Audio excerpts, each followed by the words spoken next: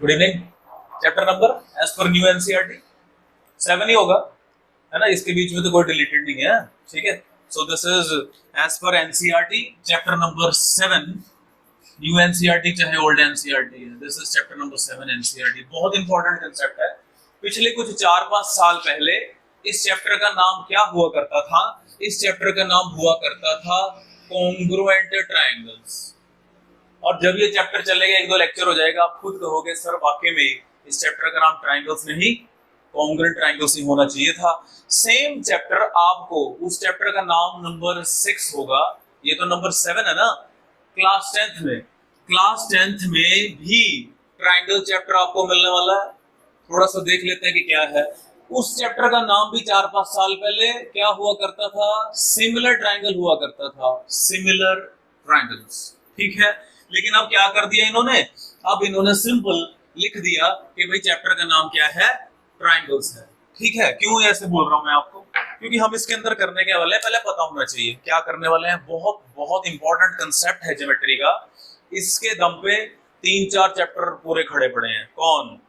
Coordinator chapter आप करोगे, ठीक है जी, उसके अंदर ट्रायंगल्स कॉन्ग्रुएंसी यूज होने वाली है।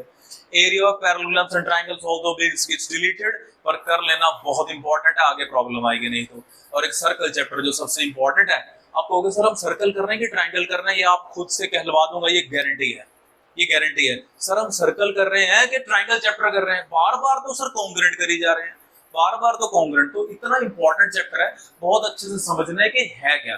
पहले हम समझते हैं कि ट्रायंगल क्या होता है। ट्रायंगल की डेफिनेशन अगर कोई पूछे, ये तो लोग कह देते हैं कि 3 साइडेड है ना, 3 साइडेड फिगर, जॉइंट फिगर कह देते हैं।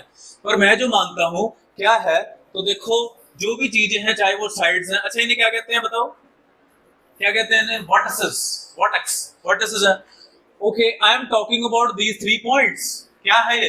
कोलिनियर है कि कुछ और? कोलिनियर है। क्या है ये? कोलिनियर क्या होता है? 2 और मोर नहीं, 3 और मोर, 2 नहीं, याद रखना है कितने? 3 और more points when joined together if they fall in a single straight line। ठीक है जी, बहुत इंपॉर्टेंट है। क्या? 3 या 3 से ज्यादा। सर 2 क्यों नहीं? 2 पॉइंट्स आर ऑलवेज कोलिनियर। कहीं भी जोड़ लो, कहीं भी 2 पॉइंट पड़े हैं, वो हमेशा क्या होंगे? कोलिनियर ही होंगे। पंगा इज 3 पॉइंट्स और मोर पॉइंट। ठीक है, वो 3 पॉइंट कोलिनियर भी हो सकते हैं, वो 3 पॉइंट नॉन कोलिनियर भी हो सकते हैं। तो आपको पता लग गया क्या बताना चाहता था मैं, कि triangle is a figure obtained by joining 3 non collinear. Collinear से तो स्ट्रेट लाइन बनेगी ना भैया। ठीक है, तो कोई पूछ ले, अगर आज से आते जाते रास्ते में पूछ लेते हैं ना लोग, बता देना कि ट्रायंगल की डेफिनेशन में बताइए, ये नहीं कि 3 sides, 3 angles, 3 vertices, these are the parts ना। ये तो उसके बारे में है भाई, उसकी डेफिनेशन तो बताओ पहले, उसका नाम तो बताओ कि कैसे बना, एग्जिस्टेंस में कैसे आया। 3 कोलिनियर पॉइंट थे, स्ट्रेट लाइन बन गई। 3 नॉन कोलिनियर पॉइंट्स है, क्या बन गया? ट्रायंगल बन गया। तो triangle is a figure obtained by joining 3 non-collinear points। ठीक है, ये बात हो गई। ओके, क्या इस दुनिया में एक ही तरह के ट्रायंगल एग्जिस्ट करते हैं? नहीं, बहुत तरह के ट्रायंगल एग्जिस्ट करते हैं। ठीक है जी, तो वो करने के वाले हैं, जब बहुत तरह के ट्रायंगल एग्जिस्ट करते हैं तो फिर बात आ जाती है कंपैरिजन। किसकी बात आ गई? कंपैरिजन की। कंपेयर किया जा सकता है। तो हम किसी 2 फिगर्स को, I am not talking about triangle, we can compare any 2 figure by means of 2 things। what? Similar और congruent। Similar और हम किसी भी 2 फिगर्स को, मैं ट्रायंगल की बात नहीं कर रहा हूं, क्या होंगी? या तो वो दोनों आपस में सिमिलर होंगी या वो दोनों आपस में कॉन्ग्रुएंट होंगे। ठीक है जी, इसका मीनिंग हम बिल्कुल लेमैन की तरह समझते हैं कि मतलब क्या है इसका। सिमिलर का मीनिंग होता है बच्चों same shape only, same shape only. इसका मीनिंग क्या होगा? Same shape as well as same size. याद रखना, बड़ा कॉम्प्लिकेटेड सा लग रहा है। इसका एग्जांपल हमारे हाथों में ही है, बल्कि हमारे हाथ ही एग्जांपल है इसका। कैसे? मेरा हाथ और आपका हाथ, बताओ सिमिलर है कि कॉन्ग्रुएंट है? सिमिलर है सर, शेप सेम है, वही 4 फिंगर 1 थंब, सर सेम है। मेरा हाथ और मेरा ही हाथ सर कॉन्ग्रुएंट है सर, शेप भी सेम है और मेरे तो है आपका पता नहीं है, चेक कर लेना, मेरे तो है, मेरे दोनों हाथ आपस में क्या है, कॉन्ग्रुएंट है, तुम्हारा पता नहीं। ठीक है भैया, तो इसलिए समझ जाओ हमने क्या करना है कि अब दो चीजें हैं हमारे पास, या तो वो कॉन्ग्रुएंट होंगी या सिमिलर होंगी। सिमिलर हम क्लास 10th में करेंगे, चैप्टर का नाम बताया था ना क्या, सिमिलर ट्रायंगल, हम 10th में करने वाले हैं सिमिलर किसी दो को। ठीक है जी, एक बात अब समझो, जो बड़ी चीजें हम अभी कर लेंगे 10th में, छोटी चीज करेंगे क्यों, यहाँ सिर्फ क्या चाहिए, यहाँ क्या चाहिए सर, है ना। अच्छा अब बात बताओ, can we say congruent figures are also similar, yes of course. क्या चाहिए सिमिलर के लिए, अरे सर दोनों चीजें हैं, शेप भी और क्या ये वाइस वर्सा ट्रू है इसका, मे और मे नॉट भी हो सकता है। मान लो कोई स्कूल है और मैं ऐसे हाथ को आशीर्वाद नहीं दे रहा हूं, मैं किसी के साथ अपना हाथ ऐसे मैच करना चाहता हूं, हो सकता है किसी के साथ मैच कर जाए, हो सकता है ना, देयर मे बी चांसेस कि किसी के साथ मेरा हाथ एग्जैक्टली मैच कर जाए, है ना। तो हम कह सकते हैं कि सिमिलर फिगर्स मे और may not be congruent, but congruent figure are always, होना ही पड़ेगा। दो चीजें पास होगी तो एक ही मांगता है। ठीक है, क्लियर है, ओके क्लियर है। ये तो है लिटरली मीनिंग, हम करने क्या वाले हैं, क्यों चैप्टर बना, क्यों बना। ठीक है जी, अब देखो आप सोशल स्टडी के अंदर एक मैप है हमारा, इंडियन पॉलिटिकल मैप है, कैसे बना, सिमिलर है वो, हमारा जो असली मैप है उसके क्या है वो, सिमिलर है, सिमिलर है ना भाई, है ना। तो सिमिलरिटी वहां काम आती है, कहीं कहीं कॉन्ग्रुएंसी काम आती है, एग्जैक्टली मुझे ये चीज बनानी है तो कॉन्ग्रुएंट करूंगा ना, शेप भी और साइज भी, ये है इसका लिटरली मीनिंग। चलो ये तो मीनिंग हमें समझ आ गया। ठीक है, अब हम क्योंकि चैप्टर जो है वो ट्रायंगल्स के बारे में ही है, कोई कोऑर्डिनेटर, बेटे किसी दो कोऑर्डिनेटर को भी सिमिलर किया जा सकता है, किसी दो सर्कल को भी जा सकता है। कब होंगे दो सर्कल सिमिलर, जब उनका रेडियस सेम होगा, है ना। मैंने एक सर्कल ड्रॉ किया, इसका सेंटर होगा रेडियस 5 है, इसका सेंटर ओ डैश है लेकिन रेडियस 5 ही है, क्या कहोगे सर सिमिलर है, क्या है कि कॉन्ग्रुएंट है, कॉन्ग्रुएंट है, सिमिलर तो ये है, कॉन्ग्रुएंट है। ये दोनों एक दूसरे को ओवरलैप कर लेंगे, क्या कर लेंगे, है ना, कोई दिखेगा नहीं नीचे वाला, फिर ये ऊपर वाला नहीं दिखेगा, तो ये कॉन्ग्रुएंट है, सिमिलर तो है ही है। ठीक है बच्चे, तो यानी कि रिस्ट्रिक्ट नहीं करना है नॉलेज को, हम जब सिमिलर करते हैं तो हम किसी भी दो फिगर्स को सिमिलर कर सकते हैं, किसी भी दो।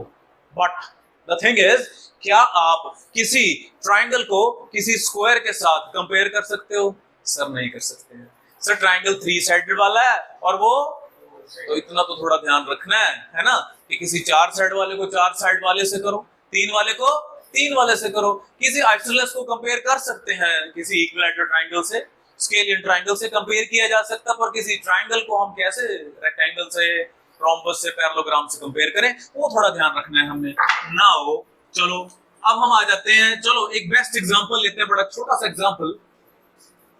ओके, किस तरह के ट्रायंगल ये नजर आ रहे हैं, yes this are right triangle, right angle triangle, right angle triangle. तो दोनों की क्या चीज सेम है, शेप, क्या है, इन तीनों का सम भी 180 होने वाला है, इन तीनों का सम भी 180 होने वाला है। ठीक है जी, मैं कह दूंगा। अच्छा सिमिलर करते कैसे हैं, कॉन्ग्रुएंस आपने पढ़ा हुआ 8th क्लास के अंदर भी, कितने क्राइटेरिया थे, 5 थे, मैं आ रहा हूं उसके ऊपर भी। ठीक है बच्चे, तो चलो इसका नाम दिया ABC, इसका नाम दे देते हैं PQR। ठीक है, मैंने कह दिया कि चलो ये 30 डिग्री है, ये भी कितना है 30 डिग्री। इस ट्रायंगल के दो एंगल, इस ट्रायंगल के दो एंगल के इक्वल हैं, क्या है, what about the third angle, equal होगा। हाँ जी, क्या होगा, होगा ना भाई, कितना होगा 60, कितना होगा बेटे, इसमें भी एंगल सम प्रॉपर्टी लगेगी, उसमें भी प्रॉपर्टी ही तो लगने वाली है। ये 30 है 90 बच्चे, ये कितना आएगा 60 आना पड़ेगा ना इसको, वो भी कितना। इसका मतलब हमने ये सीखा कि किसी ट्रायंगल के अगर दो एंगल किसी दूसरे ट्रायंगल के इक्वल हो जाते तो तीसरा भी इक्वल होता है ना, लिखने की जरूरत है नहीं है। अगर ऐसा हो जाए तो हम ऐसे दो ट्रायंगल को कहते हैं सिमिलर, क्या कहते हैं, लिखेंगे कैसे, triangle ABC is similar to triangle PQR। छोटी क्लासेस में आपने सिंबल याद आ रहा है, ये सिंबल याद आ रहा है, किसका सिंबल है ये? कॉन्ग्रुएंसी का सिंबल है। हर चीज का मीनिंग है मैथमेटिक्स के अंदर, प्योर सब्जेक्ट है, नंबर 1 सब्जेक्ट बेटे। इसका मतलब होता है इक्वल, और ऊपर वाले का मतलब रादर, इसका मतलब होता है साइज, और इसका मतलब क्या होता है? शेप। तो जहां जो चीज है वही फिट होगी, सिमिलर में इक्वल टू यूज नहीं किया जाएगा, कॉन्ग्रुएंसी में इक्वल टू का भी सिंबल यूज किया जाएगा। समझ आ गया? बजाय अंग्रेजी लिखने के हमने ऐसे लिख दिया, ऊपर वाला क्या बता रहा है? शेप, नीचे वाला इक्वल टू क्या बता रहा है? साइज बता रहा है। तो ये मीनिंग है कॉन्ग्रुएंसी का। यहाँ क्योंकि साइज के तो बात करी नहीं जा सकती, तो मैं क्या करूंगा, ठीक है भैया, ये वाला सिंबल यूज करना है अगर कोई दो ट्रायंगल आपस में सिमिलर है। तो एक तरीका 10th क्लास के लिए भी आपको पता लग गया कि किसी दो ट्रायंगल को सिमिलर करना है तो ज्यादा सोचने समझने की जरूरत नहीं है। कोई दो एंगल इक्वल दिखा दो, कोई दो एंगल इक्वल दिखा दो, और कह दो bye angle angle similarity, bye angle angle similarity triangle हो गए। वैसे तो ए लिखा गया था, ठीक है, ट्रिपल ए, पर जरूरत ही नहीं है। जब दो हो गए तो तीसरा तो ऑटोमेटिकली होगा ही ना बेटा। तो ए क्या है? ए, ये सिमिलैरिटी का रूल है कि दो ट्रायंगल अगर सिमिलर है, दो एंगल के इक्वल सिमिलर हो गए। अब सर रिजल्ट क्या है? ये भी तो बात होनी चाहिए ना सर। सिमिलर तो कर दिया, क्यों कर रहे हैं? कुछ पाने के लिए कर रहे हैं। तो रिजल्ट क्या है? When two triangles are similar then the sides are proportionally equal और equal in ratio, equal in ratio. जब कोई दो ट्रायंगल सिमिलर हो गए तो रिजल्ट क्या होगा? उनकी जो कॉरस्पॉन्डिंग साइड है, और इजी भाषा में समझाता हूं, अगर ये 2 सेंटीमीटर, ये 3, ये 4, तो इसको 4, इसको 6 और इसको 8 होना पड़ेगा। देखो बताओ मुझे, A B upon P Q की वैल्यू बोलो, कितनी आएगी? कितनी आएगी? 1/2। B C upon Q R की वैल्यू बोलिए, कितनी आएगी? 1/2। आगे कौन बचा? AC अपॉन PR की वैल्यू बोलिए, 4/8। भैया कितना है? तीनों की रेशियो सेम है, रेशियो सेम है। अगर इधर से चले तो इस ट्रायंगल की साइड इसके हाफ है, इस ट्रायंगल की साइड इस वाले ट्रायंगल की साइड्स का, उधर से चलो इस ट्रायंगल की साइड उसका डबल है। क्या है? ये 4 है तो वो 2, ये 6 है तो वो 3, और ये 8 है तो ये 4। रेशियो है, हाफ टाइम्स 2 टाइम्स। समझ गए? ये रेशियो है जिससे वो कनेक्टेड होंगे, ये वो रेशियो है। जब किसी दो ट्रायंगल को सिमिलर करना है, दो एंगल मिला दो। मैं आपको रिजल्ट बता रहा हूं, नहीं करने वाले कभी आप ये सोचो सर 10th क्लास समझाने लगे, नहीं, क्योंकि छोटी चीज समझ आएगी तभी तो बड़ी कर पाएंगे, ठीक है ना। और मैं आपको इतना मास्टर कर दूंगा कॉन्ग्रुएंसी करा के कि बाय चांस 10th क्लास के अंदर अगर कोई ट्रायंगल सिमिलर नहीं हो रहा है, चक दो, कॉन्ग्रुएंट कर दो। क्या कर दो? क्योंकि congruent triangles are also, that's it, game over. ठीक है, नंबर नहीं कट सकते हैं, गारंटी है, गारंटी है। आपको चीजें मिली नहीं, सर दो एंगल मिली नहीं रहे, कहां से लाऊं? नो प्रॉब्लम, कर दो। दो साइडें है ना, एक एंगल है ना, कर दो ऐसे ऐसे। कहना पड़ेगा कि दोनों ट्रायंगल क्या है? सिमिलर भी है, ठीक है। तो इसलिए इस पर इतना जोर दिया जा रहा है। आई होप आपको यहां तक की स्टोरी समझ आ गई है, ठीक है। सिमिलर के और भी दो क्राइटेरिया होते हैं, SAS और SSS। सिमिलर के भी होते हैं, इक्वल होंगे साइडें, प्रोपोर्शनल रेशियो में इक्वल होंगी। चलो वो आगे आगे जाएंगे हम, और अब चैप्टर हम शुरू करते हैं कि ये कॉन्ग्रुएंसी का मीनिंग क्या है, ठीक है। एक एक चीज का मीनिंग आपको समझाया जा रहा है। अब क्या बेटे करना है? अब मान लो ये एक इक्विलेटरल ट्रायंगल और दूसरा भी एक इक्विलेटरल ट्रायंगल है। डेफिनेटली ये दोनों ट्रायंगल आपस में क्या होंगे? कॉन्ग्रुएंट। क्या होंगे? ये पहली साइड पहली के, दूसरी दूसरी के, तीसरी तीसरी के, ये सिंबल होते हैं, ये इशारा है कि ये AB साइड किसके इक्वल है? PQ के, इसके नहीं। एक डंडा, दो डंडे, समझ जाओ, ठीक है। और इक्विलेटरल ट्रायंगल में तीनों एंगल 60 डिग्री होते हैं। अब हम समझते हैं कि रूल क्या है, रूल्स और क्राइटेरिया किसके लिए? कॉन्ग्रुएंसी के लिए। नंबर 1, इसी ऑर्डर में करोगे तो बेटर रहेगा, जो ऑर्डर भी लिखने वाला। हालांकि आप कर सकते हो राजा महाराजा, ठीक है जी, नो प्रॉब्लम, अपनी मर्जी है आपकी। इसमें करोगे तो बेटर रहेगा, अच्छा रहेगा, दिमाग को भी याद रहेगा। सबसे पहला क्या है भैया? SSS, जो कि मैंने ये किया। इस ट्रायंगल की तीनों साइडें इस ट्रायंगल की तीनों साइडों के इक्वल मैं कह दूंगा। आपने देखा सर एंगल की बात ही नहीं हो रही है, सर कोई एंगल ही नहीं दिया, क्या बातें कर रहा है, सिर्फ साइड्स की बातें कर रहा है। किया जा सकता है congruent by which means SSS. ठीक है, हो गया। अब इसका रिजल्ट क्या है, ये भी बात आ गई। मैंने कह दिया कि ये triangle A B C is congruent to triangle PQR. किस क्राइटेरिया से, बाय एसएसएस कॉन्ग्रुएंस रूल कह दो, कॉन्ग्रुएंस रूल और क्राइटेरिया जो आपको याद रहे उस वक्त लिख देना, लिखना जरूर। ठीक है, तो बेटे रिजल्ट क्या है इसका, ये तो चीजें यूज करी, देखो ध्यान से। इसका रिजल्ट क्या है, corresponding angles will be equal. देखो मोटा सा क्या है, कितनी चीजें होती हैं ट्रायंगल में, वैसे तो होती है 9, कितनी होती हैं, 3 वर्टिसेस, 3 साइड्स, 3 एंगल। पर वर्टिसेस को हम कंसीडर नहीं करते, हम बेसिकली 6 चीजों को ही कंसीडर करते हैं। कौन, 3 एंगल, 3 साइड। इन दोनों ट्रायंगल को कॉन्ग्रुएंट करने में मेरी कितनी चीजें खर्च हो गई, तीनों की तीनों साइड खर्च हो गई, क्या बचा, एंगल बच गए। इक्वल होंगे, एंगल ए एंगल पी के इक्वल होगा। लिखते कैसे हैं, पूरा वैसे ऐसे लिखते हैं, कैसे, B A C, angle B A C is equal to angle Q P R. Q P आपको पता है बीच वाला एंगल कंसीडर होता है, इसको आप इन शॉर्टकट का जमाना angle is equal to angle P भी लिख सकते हो। दूसरा क्या आने वाला है, एंगल बी किसके इक्वल होगा, क्यू के, और तीसरा एंगल सी एंगल आर। ध्यान से देखो हुआ क्या, 3 चीजें हमेशा किसी भी 2 ट्रायंगल को कॉन्ग्रुएंट करना है, 3 चीजें चाहिए। ठीक है जी, अंडर सम रूल, ये this is also one of the rule. ये तीनों साइडें कॉरस्पॉन्डिंग साइड्स इसके इक्वल हो गई, तो रिजल्ट क्या होगा, इसे कहते हैं क्या है, बाय सीपीसीटी।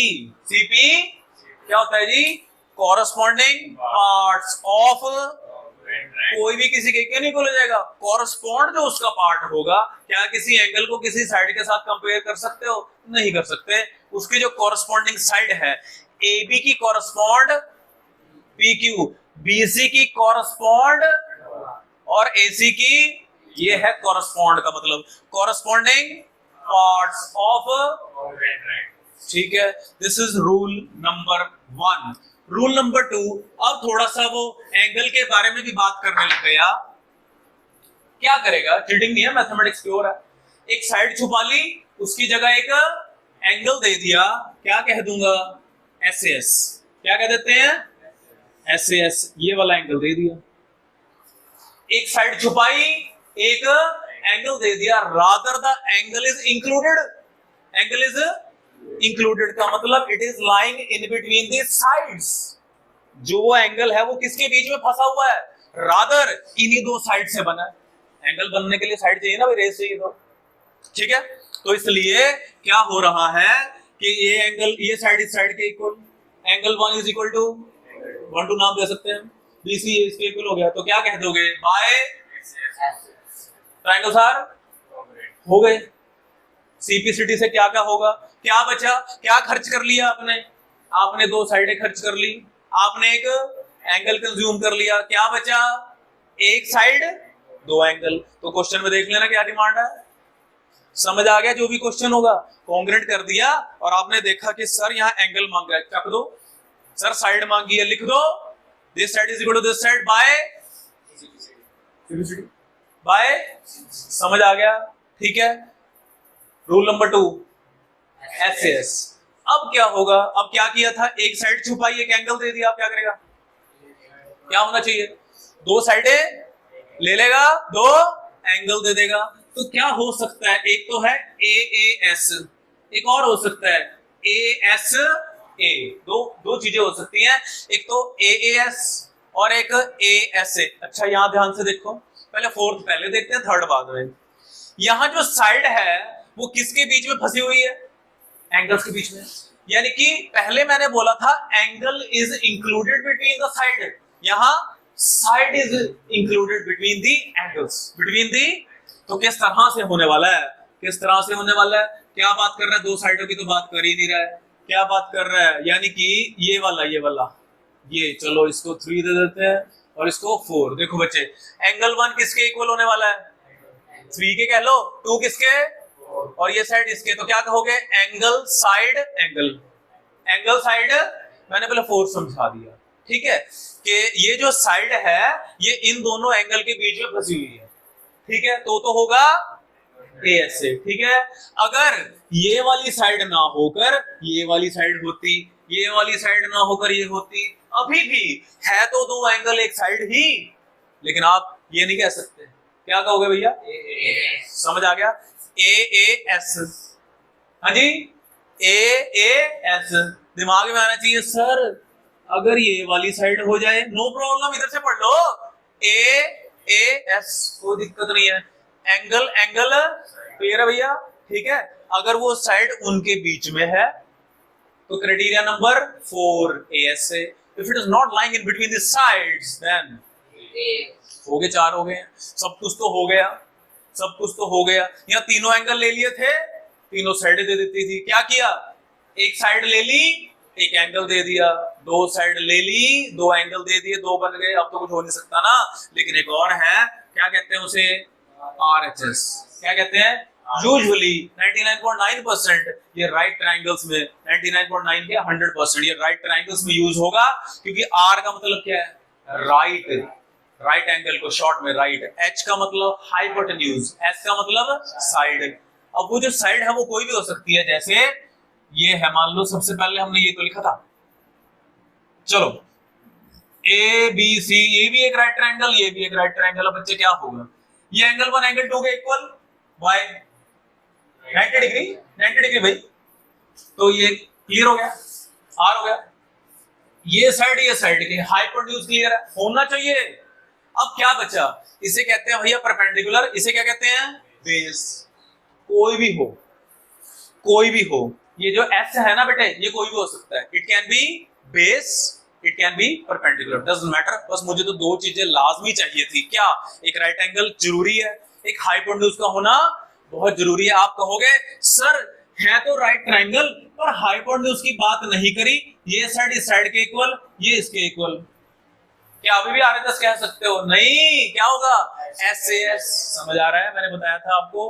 तो ये जरूरी नहीं है कि राइट ट्रायंगल जो होते हैं वो RHS से ही कॉन्ग्रुएंट होते हैं, ये जरूरी नहीं। क्लियर करो कंफ्यूजन, है ना बेटे? क्वेश्चन तो आप कर ही दोगे, एक्सरसाइज सॉल्व करना हमारा मकसद बिल्कुल भी नहीं है ही नहीं है, कंसेप्ट क्लियर करना, ठीक है।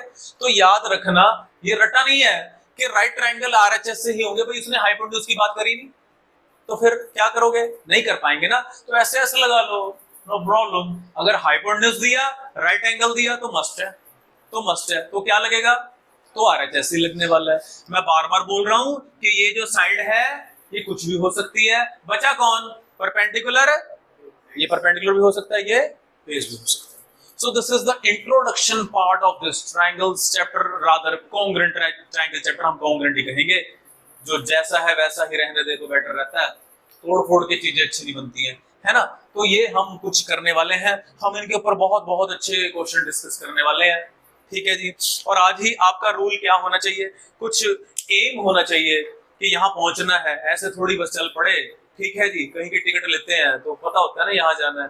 तो हमारा मकसद क्या है कि आपको क्या करना है, कब लगेगा, कब आपको लगेगा कि सर ये चैप्टर अच्छे से करना आ गया, कब लगेगा? मैं ये मानता हूं कब आपको क्या दे रखा है, first part, second part, third part दे रखा है, ठीक है जी। आपको करना तो ये प्रूफ है, उससे पहले आपको क्या करना है? बड़े कॉम्प्लिकेटेड से आने वाले, इतने आसान नहीं आने वाले। क्लास 9 से बात कर रहा है, ठीक है जी। आपने किसी पेयर को कॉन्ग्रुएंट किया, आप करना तो इस वाले पेयर को कॉन्ग्रुएंट करना चाहते थे, पर आपके पास सफिशिएंट मटेरियल नहीं है। आपने उससे पहले क्या किया? एक पेयर उठाया, उनको कॉन्ग्रुएंट किया और उसकी CP/CD से ऐसी चीजें उठाई जो इस वाले में काम आए। अगर आपको ये करना आ गया तो आप चैंपियन हो। ऐसे ऐसे क्वेश्चन में डालूंगा आपको, ठीक है जी। मतलब आपने इस पेयर को कॉन्ग्रुएंट करना था, आपके पास ले दे के एक ही साइड है मान लो, और कितनी चीजें चाहिए होती है? कम से कम 3, कम से कम क्या 3 ही चाहिए होती है, 3 चाहिए ना बेटे। और आपके पास एक ही चीज दिख रही है, तो वो जो दो चीजें हैं आपने उससे पहले एक पेयर को कॉन्ग्रुएंट किया, उसके CP/CD से वो चीजें उठाई जो दूसरों में काम आए। तो बड़े इंटेलिजेंटली आपने काम करना है तो चैप्टर बड़ा आसान, लेकिन थोड़ी बारीकी भी है कि कौन सा पेड़ उठाओगे आप, ऐसी जगह भी फंसोगे कि सर कौन सा पेड़ उठाएं, तो उसका भी समाधान है। आपने क्वेश्चन में बड़ा ध्यान से पढ़ोगे आप, आपने क्या करना है, आपने वो पेड़ उठाना है जिसमें आपकी गिवन चीजें भी आए और जो प्रूव करना है वो भी आए, बस ये है। बड़े ध्यान से पढ़ा और आपने देखा सर इसमें सारी गिवन चीजें भी आती हैं और जो मुझे प्रूव करना है वो भी इसी में लाई करता है, गेम ओवर। बस ये छोटी छोटी चीजें बड़े ध्यान से, otherwise the chapter is too easy. मुझे पता नहीं, मतलब लगता है कि बच्चों को क्यों मुश्किल लगता है चैप्टर ये, ठीक है। देखो कोई सरफेस एरिया वॉल्यूम की तरह नहीं है, कोई हीरोन्स फॉर्मूला की तरह कोई कैलकुलेशंस नहीं है, कोई रैशनलाइजेशन नहीं है चैप्टर 1 की तरह। इतना सा लिखना है, इतना इतना सा लिखना है कि A B is equal to B C common, इतना सा। Angle A is equal to angle B each 90 degree, इतना सा लिखना है। वर्ड्स लिखने हैं, लाइनें भी नहीं लिखनी है। सोचो कितनी देर में उसके 2 क्वेश्चन होते हैं, इसके 10 क्वेश्चन हो सकते हैं हीरोन्स फॉर्मूला के या फिर सरफेस एरिया वॉल्यूम में। तो उस लहजे से समझना कि बड़ा इजी है, बट करना आना चाहिए, है ना। और धीरे धीरे चलाएंगे हम रीजन के बगैर। 0 नंबर 0, ये ए बी बी सी लिख दिया है, मुझे क्या पता भाई, बताना है ब्रैकेट में। ब्रैकेट की ज्यादा कीमत है रादर देन जो मटेरियल लिखा है आपने, कि क्यों, वाई, ऑल्टरनेट एंगल है, कॉरस्पॉन्डिंग है, राइट एंगल है, कॉमन है, क्या है, ये चीजें देखनी है आपने, ठीक है जी। समझ आ गया, ठीक है। थोड़ा बहुत जो है अच्छे से इसको नोट करो। Okay, so let's start the program as per old NCERT. अभी न्यू नहीं है मेरे पास, पेज 113 आई है। एग्जांपल नंबर 1 क्या कहता है, इन गिवन फिगर। जब क्वेश्चन में बोल दिया इन गिवन फिगर, कई बार आप क्या करते हो, एग्जांपल करते हो ना, और आप कहते हो सर फिगर दिया हुआ है। बेटे जब तक क्वेश्चन में गिवन फिगर नहीं लिखा ना, इसका मतलब नहीं दिया हुआ, वो आंसर फिगर होती है। O A is equal to O B locate करते हैं, O A is equal to O B, OD is equal to OC, OD is equal to OC, उसको 1 उसको 2 नाम दे दिया। बहुत आसान है। कहता है शो करो, ये डेटा मुझे गिवन है, शो करो। अब इसका जो सोल्यूशन होगा वो कैसे लिखते हैं बेटा, शो दैट, प्रूव दैट वाले क्वेश्चन में आपने क्या करना है, एक फॉर्मेट। क्या फॉर्मेट, यहां ध्यान से देखो बेटा। सबसे पहले आप लिखेंगे गिवन, कहां से लिखना है, क्वेश्चन से। उसके बाद आप लिखेंगे टू प्रूव, कहां से लिखना है, क्वेश्चन से। फिर अगर कोई कंस्ट्रक्शन है, कई बार कोई लाइन ज्वाइन कर पड़ सकती है, इस केस में नहीं है। और उसके बाद होगा प्रूफ, प्रूव नहीं प्रूफ। याद रखना बच्चे, अगर बहुत ही ज्यादा मुश्किल क्वेश्चन आ गया, छोड़ना नहीं है, गिवन क्वेश्चन से लिखना है, लिख दो। टू प्रूफ क्वेश्चन से लिख दो, थोड़ा बहुत तो चलाओ, कुछ तो मिलेंगे। 3 नंबर का 1.5 भी बन सकता है, वैसे तो 0 ही है ना अगर नहीं करोगे, तो इसलिए कोई क्वेश्चन छोड़ना नहीं होता है एज फार एज ज्योमेट्री, ठीक है। तो सबसे पहले क्या लिखोगे, गिवन। क्या लिखें, क्या लिख देते हैं, ये गिवन लिख देते हैं, O A is equal to O B and O D is equal to O C. Prove करना है, कहता 2 चीजें प्रूव करनी है, triangle A O D congruent करना है बच्चे बी ओ सी, और सेकंड पार्ट कहता है कि A D parallel B C. ये अच्छा क्वेश्चन, ये पैरेलल करना है। पैरेलल, पैरेलल वर्ड कहां से आ गया, देखते हैं। नाउ अब आपने, जैसे मैंने आपको बताया कि यहां तो बोल ही रखा है, देखो यहां देखो सारे ध्यान से, triangle A O D congruent करना है बीओसी के, तो इन्हीं ट्राइंगल को उठाओ और कैसे, इन ट्राइंगल लिखोगे, इन ट्राइंगल एओडी एंड लिखोगे पैरेलल कॉन्ग्रुएंट, मतलब लिख देना कदमों कॉन्ग्रुएंट तो करना है अभी, कहीं लिख देते हैं बस सीधा ही नहीं। क्या लिखना है, एंड क्या लिखना है कि पहले हम कर रहे हैं भाई उनको, इन ट्राइंगल एओडी जिसको कॉन्ग्रुएंट करना है उन्हीं को as it is and word बीच में डालकर लिख देना। इसी चीजों के नंबर मिलते हैं। प्रेजेंटेशन का मीनिंग कोई अच्छी हैंडराइटिंग नहीं होता, ऑल तो करना चाहिए, पर एक फॉर्मेट होता है रिप्रेजेंटेशन। नाउ देखते हैं क्या है क्या नहीं है। साइड दे रखी है भाई, हमें दे रखा है कि O A is equal to O B. अच्छा एक और स्टाइल बताता हूं, एक और स्टाइल, पता तो लग गया, दिमाग ने तो कर दिया। 2 साइडें हैं, एक और चीज चाहिए। क्या चाहिए, या तो एक साइड या कोई एंगल मिल जाए। साइड तो है नहीं, तो एंगल ले लेते हैं। एंगल 1 इज इक्वल टू, कौन सा एंगल है ये, वर्टिकली। बच्चों को पता है दो लाइंस इंटरसेक्ट कर रही हैं तो क्या बन जाता है, वर्टिकली अपोजिट एंगल बन जाते हैं। तो देखो किससे कॉन्ग्रुएंट होगा ये, साइड एंगल साइड। तो इसी स्टाइल में लिखना, साइड फिर एंगल फिर साइड, याद रखना फुल मार्क्स मिलेंगे।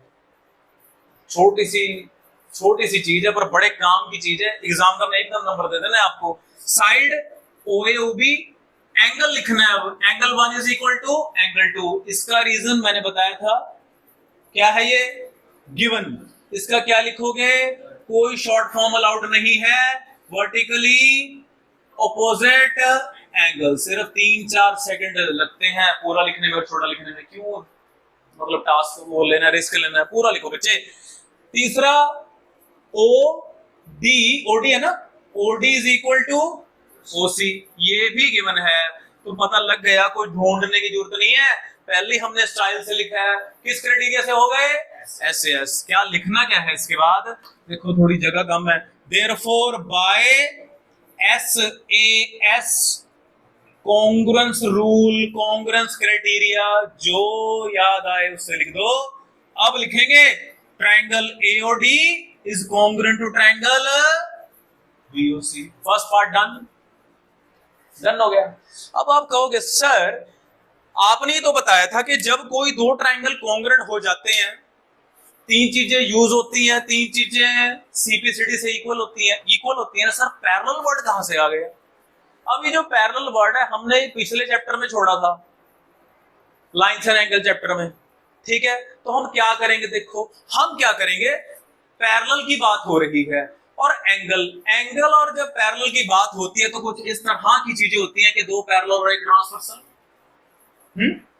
कॉरेस्पॉन्डिंग एंगल कब इक्वल होते हैं, when two lines are parallel, alternate angle when two lines are parallel intersected by transversal। इसका मतलब हम क्या करें, हम सर सोची समझी चाल किसी दो ऑल्टरनेट एंगल को इक्वल दिखा देते हैं और फिर कह देंगे क्या, they are parallel but they represent, है ना। तो क्या करें, कोई भी ले लो, नो प्रॉब्लम, एंगल 3 इसका ZD ले लो और एंगल 4, बल्कि यही तो होगा। हम लिख देते हैं कि एंगल, बल्कि इधर 4 होना चाहिए, angle 4 is equal to by CP corresponding parts of but they are alternate angles, but they are देखो the lines are parallel। समझ आ गया कि सर ये जो एंगल है इक्वल तो आ गए, हमें कहीं एंगल इक्वल करने के लिए बोला नहीं गया था, पर मैंने देखा कि भाई पैरेलल लाना है। पैरेलल तो तब होता है जब ऑल्टरनेट एंगल होते हैं, जब कॉरेस्पॉन्डिंग एंगल हो। कॉरेस्पॉन्डिंग वगैरह की बात यहाँ नहीं बन पाएगी, इसलिए मैंने वो एंगल उठाए जो ऑल्टरनेट है। ये ऑल्टरनेट एंगल पेयर बच्चे मैंने उठा लिए, ये दोनों एंगल इक्वल आ गए by CPCD, but they represent, लिखो but they represent which, but they represent alternate angles, therefore AD parallel BC henceforth। ये भाई ऑल्टरनेट एंगल रिप्रेजेंट कर रहे हैं और ये तब ही हो सकता है जब ये दोनों लाइनें आपस में पैरेलल henceforth। समझ आ गया। हर क्वेश्चन से कुछ ना कुछ सीखना है।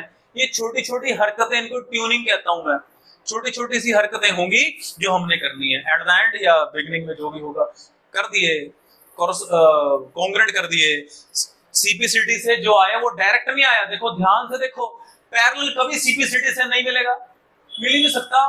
कॉरेस्पॉन्डिंग पार्ट्स ऑफ इक्वल होते हैं, क्या होते हैं, पैरेलल की तो बातें नहीं हुई नहीं हमारी, अभी बात हुई है, इतनी डिस्कशन हुई है, हो नहीं सकता ना। तो इसलिए पहले हमने देखा कि ऑल्टरनेट एंगल इक्वल कर देते हैं, फिर बता देंगे कि ये तो ऑल्टरनेट एंगल है, लाइन को क्या होना पड़ेगा। आई होप दिस काम, ठीक है जी, अच्छे से इसको नोट करो, समझो। So similar example number 2, AB is a line segment and L is its perpendicular bisector। यही गुरु मंत्र है, पढ़ते जाओ करते जाओ ध्यान से, धीरे धीरे करते हैं। AB एक लाइन सेगमेंट है, बना देते हैं, चलो क्या नाम है इसका, AB। एंड में आ गए, line L is its perpendicular bisector। ठीक है भैया, ये रही, ये लाइन L है। परपेंडिकुलर बाइसेक्टर का मीनिंग होता है ये इसके साथ 90 डिग्री का एंगल भी बनाएगी और ये मिड पॉइंट होगा ए बी का। जो ओ है वो किसका मिड होगा बेटे? ए बी का। ओ ए और ओ बी इक्वल होने वाला है। क्लियर है ये बात? A B is a line segment, L is its perpendicular bisector, perpendicularly bisect करके जा रहा है 90 डिग्री का एंगल बनाते हुए, दो इक्वल टुकड़े कर दिए इसने। आगे क्या कहता है? If a point lies on L, अब कुछ भी हो सकता है, ये लाइन एल है, इसके ऊपर कहता कहीं पॉइंट है, चलो हम ऊपर बना लेते हैं P, ठीक है। कोई पॉइंट है जो किस लाइन के ऊपर है? L line. वो नीचे भी हो सकता है, डजंट मैटर, कोई दिक्कत नहीं है, एल के ऊपर होना चाहिए बस, ठीक है। Show that P is equidistant from A and B. अब पहले हम इक्विडिस्टेंट का मीनिंग समझते हैं बेटा। ये किससे बना? ये बना इक्वल डिस्टेंस से। किससे बना ये वर्ड? Equal distance, equidistant. कहता शो करो जो ये पॉइंट P है ये A से भी इक्वल डिस्टेंस पर है और B से भी इक्वल डिस्टेंस पर है। ज्वाइन कर देते हैं, बन गया ट्रायंगल, रादर दो ट्रायंगल बन गए। तो करना क्या है?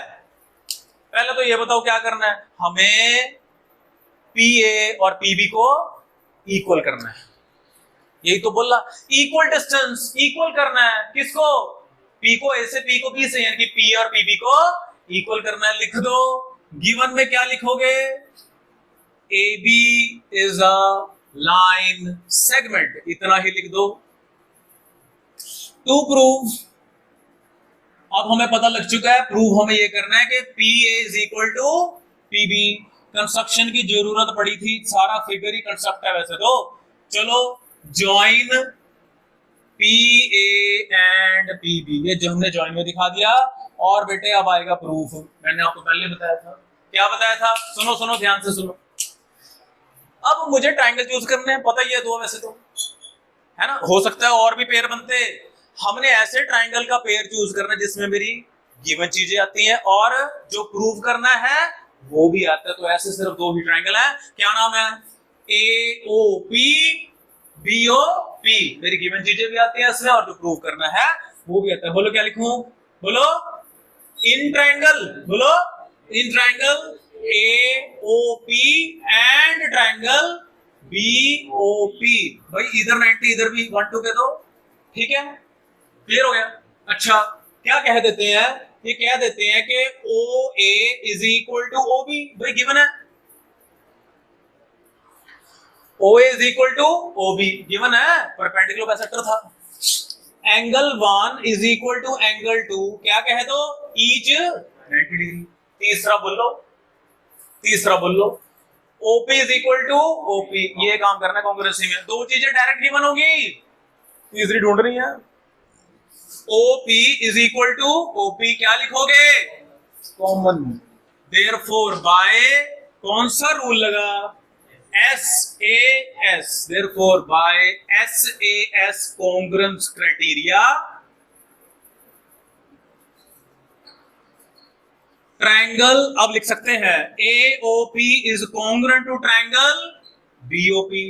thus by CPCT PA is equal to PB और P is क्वेश्चन की लैंग्वेज में आंसर देना है। इक्वल ही बोला था, ये लाइन लिख देनी है। P is equidistant from A and B। समझ आ गया? सारा कुछ तो क्वेश्चन से उठाया हमने। यहां नहीं छोड़ना है, नंबर कटने के चांस है, एग्जामिनर को मौका नहीं देना है। ये तो हमने अपनी बेहतरी के लिए किया था। PAPB क्वेश्चन तो ये बोला गया था कि P इज इक्विडिस्टेंस, एंड में लिख देना है। आई होप ये दोनों क्वेश्चन से आपको थोड़ा ओवरव्यू सा मिल गया कि कॉन्ग्रुएंट होता क्या है, करते कैसे हैं। दो चीजें गिवन होगी, तीसरी ढूंढनी है, बस ये करना है हमने, और क्या करना है। ठीक है जी, चलो अच्छे से नोट करो इसको, अच्छे से देखना इन दोनों क्वेश्चंस को। ये बेस है आगे वाले क्वेश्चंस के लिए। एनसीईआरटी करेंगे, आरडी शर्मा पता नहीं क्या क्या करेंगे, पर कंसेप्ट बिल्ड करेंगे बहुत अच्छे से।